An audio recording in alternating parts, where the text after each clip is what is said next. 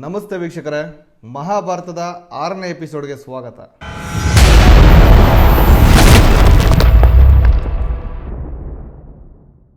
ಹಿಂದಿನ ಎಪಿಸೋಡಲ್ಲಿ ಪಾಂಡವರು 5 ಜನ ಹೇಗೆ ಹುಟ್ಟಿದ್ರು, ಆ 5 ಜನ ಕುಂತಿಗೆ ಯಾವ ದೇವರ ಅನುಗ್ರಹದಿಂದ ಸಿಕ್ಕಿದ್ರು, ಮತ್ತೆ ಗಾಂಧಾರಿಯ ಹೊಟ್ಟೆಯಲ್ಲಿ ಒಟ್ಟಿಗೆ 100 ಜನ ಮಕ್ಕಳು ಹೇಗೆ ಹುಟ್ಟಿದ್ರು, ಪಾಂಡು ಹೇಗೆ ಸತ್ತ, ಎಲ್ಲವನ್ನ ತಿಳ್ಕೊಂಡು ಕುಂತಿ ತನ್ನ ಮಕ್ಕಳಾದ ಪಾಂಡವರನ್ನ ಕರ್ಕೊಂಡು ಹಸ್ತಿನಾಪುರದ ಅರಮನೆಗೆ ಬರೋದ್ರವರೆಗೂ ನೋಡಿದ್ರಿ. ಈಗ ಪಾಂಡವರು ಹಸ್ತಿನಾಪುರದ ಅರಮನೆಯನ್ನ ಸೇರ್ತಾರೆ. ಇನ್ನು ಮುಂದೆ 100 ಜನ ಕೌರವರ ಜೊತೆ ಅವರ ಒಡನಾಟ, ವಿದ್ಯಾಭ್ಯಾಸ ಎಲ್ಲ ಶುರುವಾಗುತ್ತೆ. ಪಾಂಡವರ ನಡೆ, ನುಡಿ, ವಿನಯ, ವಿನಮ್ರತೆ, ಸ್ವಭಾವ ಈ ಎಲ್ಲಾ ಗುಣಗಳಿಂದ ಅರಮನೆಯಲ್ಲಿ ಎಲ್ಲರಿಗೂ ಪ್ರೀತಿ ಪಾತ್ರರಾಗಿರ್ತಾರೆ. ಬರೀ ಅರಮನೆಯಲ್ಲಿ ಮಾತ್ರ ಅಲ್ಲ, ಅವರ ವ್ಯಕ್ತಿತ್ವಗಳಿಂದ ಇಡೀ ಹಸ್ತಿನಾಪುರದಲ್ಲೇ ಪ್ರಶಂಸೆಯನ್ನ ಗಳಿಸಿರ್ತಾರೆ. ಜನಸಾಮಾನ್ಯರಲ್ಲಿ ಈಗಾಗಲೇ ಹಸ್ತಿನಾಪುರದ ಮುಂದಿನ ರಾಜ ಯುಧಿಷ್ಠಿರ ಅನ್ನೋ ಮನೋಭಾವನೆ ಬಂದ್ಬಿಟ್ಟಿರುತ್ತೆ. ಕೇವಲ 5ರಲ್ಲಿ ದೊಡ್ಡವನು ಅನ್ನೋ ಕಾರಣಕ್ಕೆ ಮಾತ್ರ ಅಲ್ಲ, ಪಾಂಡುವಿನ ಮಗ ಕೂಡ ಹೌದು. ಹಿಂದೆ ಹಸ್ತಿನಾಪುರಕ್ಕೆ ರಾಜ ಆಗಿದ್ದವನು ಪಾಂಡು. ಧೃತರಾಷ್ಟ್ರ ಪಾಂಡು ಇಲ್ಲದ ಸಮಯದಲ್ಲಿ ಸಾಮ್ರಾಜ್ಯ ನಿರ್ವಹಣೆ ಮಾಡ್ತಿದ್ದ ಅಷ್ಟೇ. ಹಾಗಾಗಿ ನಿಯಮದ ಪ್ರಕಾರ ಸಿಂಹಾಸನದ ಹಕ್ಕುದಾರ ಯುಧಿಷ್ಠಿರನೇ.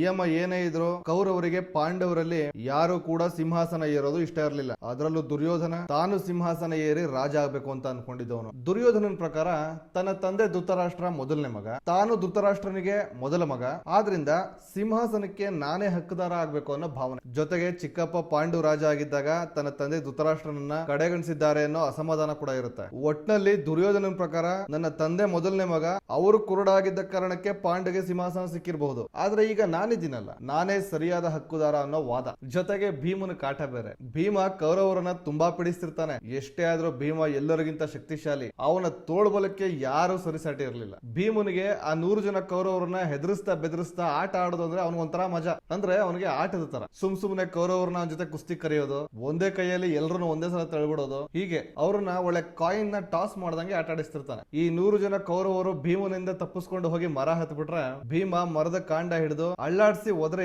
ಒಳ್ಳೆ ತರಗೆಲೆ ತರ ಉದುರಿಸ್ಬಿಡ್ತಿದ್ದ. ಹೀಗೆ ಭೀಮನಿಗೆ ಆಟ, ಕೌರವರಿಗೆ ಪ್ರಾಣ ಸಂಕಟ. ಆದ್ರೆ ಭೀಮ ಇದನ್ನೆಲ್ಲ ಚಿಕ್ಕ ವಯಸ್ಸಲ್ಲಿ ಸುಮ್ನೆ ಹುಡುಗಾಟಕ್ಕೆ ಮಾಡ್ತಿರ್ತಾನೆ ಹೊರತು ಅವನ ಮನಸ್ಸಲ್ಲಿ ಯಾವುದೇ ರೀತಿಯ ಕಲ್ಮಶ ಇರಲ್ಲ. ದುರ್ಯೋಧನ ಅನ್ಕೊಳ್ತಿರ್ತಾನೆ ಈ ಭೀಮನಿಗೆ ಒಂದು ಗತಿ ಕಾಣಿಸ್ಲೇಬೇಕು ಅಂತ. ಯಾಕಂದ್ರೆ ತನ್ನ 99 ಜನ ತಮ್ಮಂದ್ರ ಜವಾಬ್ದಾರಿ ದುರ್ಯೋಧನ ಮೇಲೆ ಇರುತ್ತೆ. ಹಾಗಾಗಿ ಒಂದು ಸಲ ದುಶ್ಯಾಸನ ಜೊತೆ ಸೇರ್ಕೊಂಡು ಭೀಮನ ವಿರುದ್ಧ ಒಂದು ಷಡ್ಯಂತ್ರ ಮಾಡ್ತಾನೆ.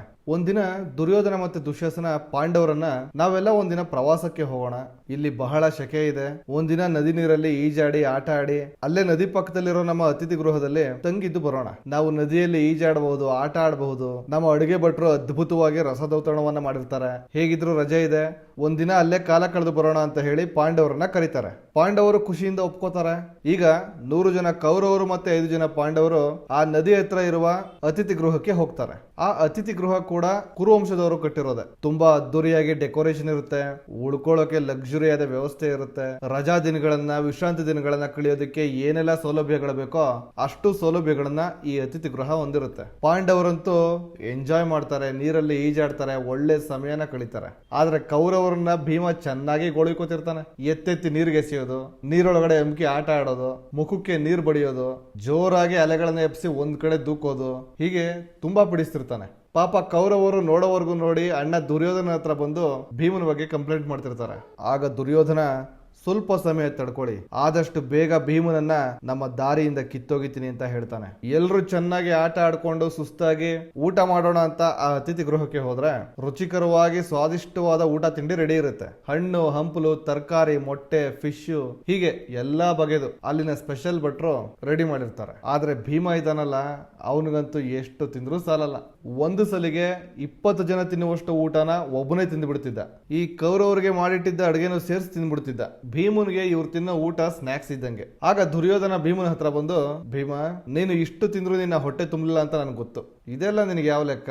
ಬಾ ನನ್ ಜೊತೆ, ನಾನು ನಿನಗೋಸ್ಕರ ಸ್ಪೆಷಲ್ ಆಗಿ ಊಟದ ವ್ಯವಸ್ಥೆನ ಮಾಡ್ಸಿದ್ದೀನಿ. ನಾನೇ ಸ್ವತಃ ಮುಂದೆ ನಿಂತು ಭಟ್ರಿಗೆ ಹೇಳಿ ನಿನಗೋಸ್ಕರ ಮಾಡ್ಸಿರೋದು. ಬಾ ನನ್ ಜೊತೆ, ನಾನೇ ಬಡಿಸ್ತೀನಿ ಅಂತ ಕರಿತಾನೆ. ಭೀಮನಿಗೆ ವಿಶೇಷವಾದ ಅಡಿಗೆ ತಿಂಡಿ ಅಂದ ಕೂಡಲೇ ಬಾಯಿ ಚಪ್ಪರ್ಸುತ್ತೆ. ಅವನಿಗೆ ದುರ್ಯೋಧನ ಮೇಲೆ ಯಾವುದೇ ರೀತಿ ಅನುಮಾನಗಳಿಲ್ಲ. ಅಷ್ಟೊಂದು ಡೀಪ್ ಆಗಿ ಯೋಚನೆ ಮಾಡುವಂತ ವ್ಯಕ್ತಿ ಅಲ್ಲ ಈ ಭೀಮ. ಸಹೋದರ ದುರ್ಯೋಧನ ನನ್ನನ್ನ ಪ್ರೀತಿಯಿಂದ ಊಟಕ್ಕೆ ಕರೆತಿದ್ದಾನೆ ಅಂತ ಸಹಜವಾಗಿ ತಗೊಂಡು ಅವನ ಜೊತೆ ಹೋಗ್ತಾನೆ. ದುರ್ಯೋಧನ ಆ ಅತಿಥಿ ಗೃಹಕ್ಕೆ ಭೀಮನ ಕರ್ಕೊಂಡು ಹೋಗಿ ಕೂರ್ಸಿದ್ರೆ ದುಶ್ಯಾಸನ ಪ್ಲೇಟ್ ಗಟ್ಲೆ ಊಟ ತಿಂಡಿ ತಂದು ಬಡಿಸ್ತಾನೆ. ಆದ್ರೆ ಆ ತಿಂಡಿ ಪದಾರ್ಥಗಳನ್ನ ಭೀಮನಿಗೆ ಬಡಿಸೋದಕ್ಕೂ ಮುಂಚೆ ದುರ್ಯೋಧನ ಅದರಲ್ಲಿ ವಿಷ ಹಾಕಿರ್ತಾನೆ.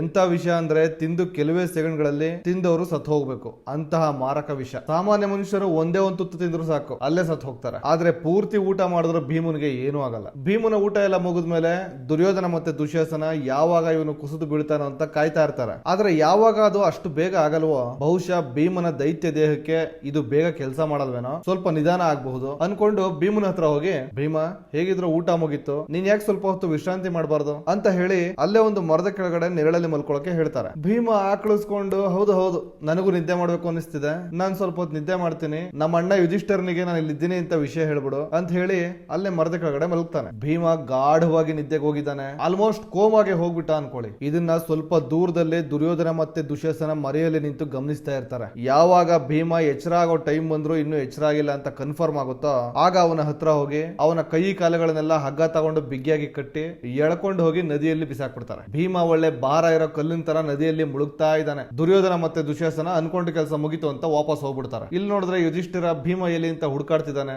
ದುರ್ಯೋಧನ ಭೀಮ ಈಗಾಗಲೇ ಅರಮನೆಗೆ ಹೋಗಿರ್ತಾನೆ, ನಿಮಗಿಂತ ನಾನ್ ಮೊದಲು ಅರಮನೆಗೆ ಹೋಗ್ತೀನಿ ಅಂತ ಸವಾಲ್ ಹಾಕಿ ಹೋಗಿದ್ದಾನೆ ಅಂತ ಹೇಳ್ಬಿಡ್ತಾನೆ. ಆಗ ಪಾಂಡವರು ಕೌರವರು ಅವರವರ ರಥಗಳನ್ನ ಏರಿ ಹಸ್ತಿನಾಪುರದ ಕಡೆಗೆ ಹೊರಡ್ತಾರೆ. ಭೀಮ ಮುಳುಗ್ತಾ ಮುಳುಗ್ತಾ ಅಂತರ್ಜಲದ ನೀರಿನ ಲೋಕಕ್ಕೆ ಹೋಗ್ತಾನೆ. ಇನ್ನೂ ಡೀಪ್ ಆಗಿ ಹೋಗ್ತಾ ಹೋಗ್ತಾ ಸರ್ಪಲೋಕಕ್ಕೆ ಹೋಗ್ಬಿಡ್ತಾನೆ, ಅಂದ್ರೆ ನಾಗಲೋಕ. ಆದ್ರೆ ಯಾವಾಗ ಭೀಮನ ದೇಹ ಸರ್ಪಲೋಕದ ನದಿ ದಂಡೆಗೆ ತಲುಪುತ್ತೋ ಅಲ್ಲಿದ್ದ ಸರ್ಪಗಳಿಗೆ ತಮ್ಮ ಲೋಕದಲ್ಲಿ ಮನುಷ್ಯರು ಇರೋದು ಇಷ್ಟ ಆಗಲ್ಲ. ಹಾಗಾಗಿ ಅವನನ್ನ ನೋಡಿದ ತಕ್ಷಣ ಬಂದು ಸರ್ಪಗಳೆಲ್ಲ ಕಚ್ಚಿಬಿಡ್ತವೆ. ಅಷ್ಟು ವಿಷಕಾರಿ ಸರ್ಪಗಳು ಬಂದು ಭೀಮನ ದೇಹಕ್ಕೆ ಕಚ್ಚಿದಾಗ ಸರ್ಪಗಳ ವಿಷ ದುರ್ಯೋಧನ ಹಾಕಿದ್ದ ವಿಷಕ್ಕೆ ಆಂಟಿಬಯೋಟಿಕ್ ಆಗಿ ಕೆಲಸ ಮಾಡುತ್ತೆ. ಆಗ ಭೀಮನ ದೇಹದಲ್ಲಿ ದುರ್ಯೋಧನ ಹಾಕಿದ ವಿಷ ಕೆಲಸ ಮಾಡಲ್ಲ. ಭೀಮ ಎಚ್ಚರವಾಗ್ತಾನೆ. ಕಣ್ಣು ಬಿಟ್ಟು ನೋಡಿದ್ರೆ ಕೈ ಕಾಲೆಲ್ಲ ಹಗ್ಗ ಕಟ್ಟಿದ್ದಾರೆ, ಅದನ್ನೆಲ್ಲ ಬಿಗಿಯಾಗಿ ಜಡಿದು ಕಟ್ ಮಾಡಿ ಬಿಸಾಕ್ತಾನೆ. ಅವನ ಸುತ್ತ ಸರ್ಪಗಳು ಸುತ್ತುವರೆದಿವೆ, ಬಂದು ಬಂದು ಕಚ್ತಾ ಇವೆ. ಅವನ ಎತ್ಕೊಂಡು ನೆಲಕ್ಕೆ ಬಡ್ದು ಚೆಚ್ಚಿ ಕೊಂದು ಎಲ್ಲ ಚಲಾಪಿಲಿ ಮಾಡ್ತಾನೆ. ಆ ಸರ್ಪಗಳಿಗೆ ಬೇರೆ ದಾರಿ ಇಲ್ಲದೆ ಸರ್ಪಗಳ ರಾಜ ವಾಸುಕಿ ಹತ್ರ ಹೋಗ್ತವೆ. ವಾಸುಕಿ ರಾಜ, ಯಾರೋ ಮನುಷ್ಯ ನಮ್ಮ ಲೋಕಕ್ಕೆ ಬಂದ್ಬಿಟ್ಟಿದ್ದಾನೆ, ತುಂಬಾ ಶಕ್ತಿಶಾಲಿ ದೈತ್ಯವಾಗಿದ್ದಾನೆ,